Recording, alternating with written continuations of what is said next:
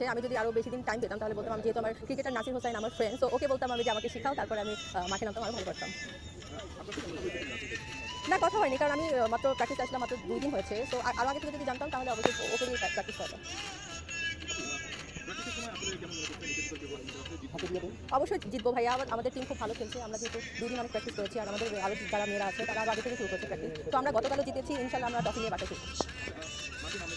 হ্যাঁ, আমি যদি একটা 6 মারতে পারি তাহলে আমার অনেক ভালো লাগবে। আর যদি 6টা 6 মারি তাহলে অজ্ঞান হয়ে পড়ে যাবো। মানে কখনো তো খেলা হয়নি, আর প্রথমেই নেমেই যদি আমি 6 মারতে পারি তাহলে তো কোনো কথাই নেই। দেখা গেল ইন্টারন্যাশনাল টিমে আমাকে নিয়ে যাবে, ন্যাশনাল টিমে। তখন আমাকে ফোন দিবে, হ্যাঁ তুমি আমাদের টিমে জয়েন করো।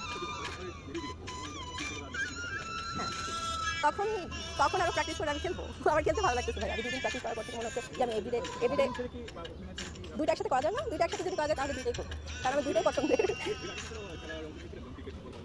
এটা তো 2 বছর ধরে হয়েছে। এবার গত বছর আমি দেশের বাইরে ছিলাম, এজন্য আমার আসা হয়নি। বাট এবার যেহেতু আমি বাংলাদেশে, তো আমার মনে হচ্ছে যে আমি জয়েন করি। তো এইটুকুই, এর আগে আমার কখনো খেলা হয়নি।